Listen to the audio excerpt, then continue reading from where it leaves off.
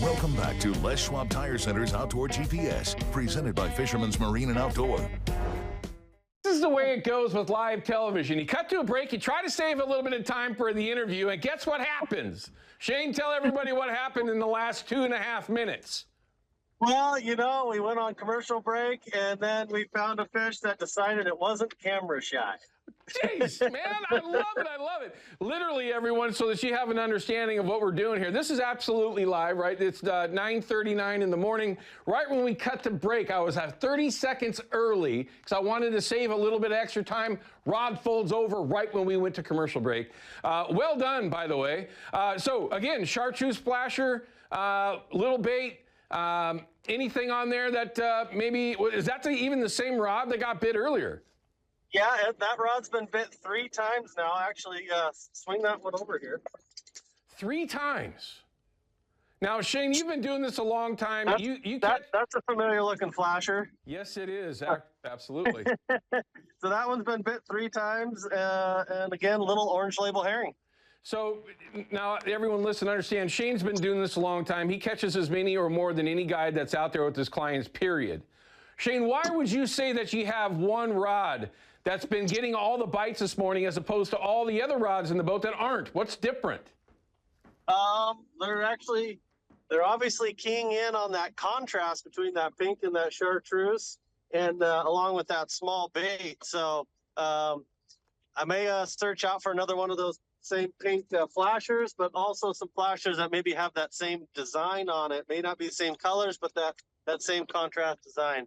So could you really neck it down to something? I'm not going to say that is minor by any means, but can it really just be the flasher itself?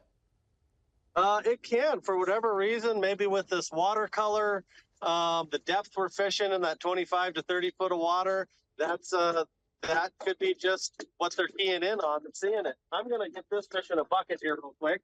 Yeah, well, let's hold it up for everybody. Let them see what a real fresh Columbia River, upriver Springer looks like. Look at that. Oh, man. I'm telling you right now, everyone, that's a couple of pounds, 12 pounds of absolute deliciousness. Oh, my God. They don't get any better. No, my stomach is growling right now looking at that. Great camera work, too, by the way. Who's operating the camera this morning? My wife, Diana, so say hi to her. She's a good camera lady. Diana, hi, guys. Well done. You're a lucky charm. All right, let's show everybody what you like to do with your fish once you actually put them in the boat. Your first thing, do you like to bleed them? What do you do? Yeah, so we went ahead and bonked them, and then we're getting a bucket of water here. So we got our big bucket. I'm going to get a little more water in it.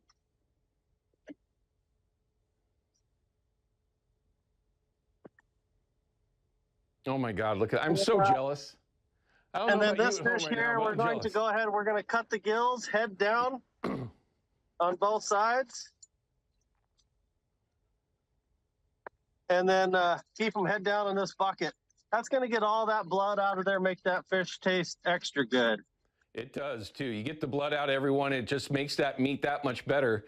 And even with the fish being bonked, being dispatched, it's going to bleed itself out nicely and make for the best table fare that we all lose our minds for this time of year. I mean, Shane, literally the next 3 days are going to be beautiful weather like that, and then we got some seriously nasty weather coming at us. But we're all going to be out there anyway because we want one of those fish so bad. Your clients that travel from all over the country to come fishing with you, what are they going to expect this upcoming week with you? You know, I'm not going to go too far from my spot I'm in because I think the fish are on the move, and I think we're going to have some pretty decent fishing. The weather's right, the water temp's right, and this is going to be the week to go. Now, it is, of course, the last week that it's open below Bonneville. And again, everyone, Shane's out with clients right now. We really do appreciate you taking the time, Shane. With only 5 or 6 days left below Bonneville Dam to fish, once it does shut down, what's a guy like you do with your clients? Are you going to go upriver? Are you going to just change gears? What are you going to do? You know, I live in that wind and Drano fishery area, so that always kicks off here in about 2 weeks. And really late April into early May, that's a great fishery. So I'll spend about 3.5 weeks at those, and then have a little break, see if we get some summer Chinook. Well, gosh, hopefully we get an extension as well. Who knows what's going to happen? That question's been coming up a lot for all of us that live downriver. We would like to be able to get back out there and take advantage of some of those Columbia River fish as well. All right, so now you're 2 for 3. All right, you've got how many rods going this morning? You got 4 rods going? Running 4 rods, so we need a couple more. Couple more Easter eggs. What's your plan throughout the remainder of the day? Do you make any changes after a couple of passes, or are you just going to stick it out with that same pass that you've been making, or are you going to make any changes? You know, we're gonna stick with what we got. I mean, we're obviously on roughly the right line that they like, and we got an idea of the size of bait and things. So springer fishing, as we know, can be a grind. So we'll just keep grinding that same pattern until they keep coming. What's your availability like going forward, Shane? Are you booked up all the way through the remainder of your spring Chinook season, either be below or above Bonneville? I have a couple seats available above Bonneville, and also a couple other boats I work with. So there's some spots if people want to get in, but it is filling up fast. Yeah, I get it. It's that time of year. If you actually get a chance to get out with Shane late early in April, lucky you. All right, Shane, first things first, man, thanks a lot for spending some time sharing just a little bit of your info on how you're being successful. Everyone, you got to see the flasher that he caught the fish on. He told you 41 inches behind it to an orange or a red label cut plug herring.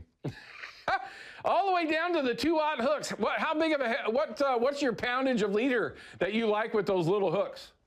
You know, I run a 25-pound fluoroclear. I like that P-line fluoroclear on there. All right. Okay. So it keeps it pretty standard, everyone. It's just, you got to be really good at it, grind it out, and just make it happen, and utilize some brine in there as well to bling them up a little bit. Shane, thanks a lot, man. We really do appreciate it. You were so close, but I'm still considering it a fish caught on live television. And you're right there, man. You've done it a few times. We'll see if we can do it again in the future, okay? Sounds good. Thank you, guys. Thanks, Shane. Take care. Be good and be safe, okay? How awesome was that? It's just timing, everyone. It's just timing. What can you do? That's when the fish decided to take it. 30 seconds. It's all I needed to, and we would have gotten the bite.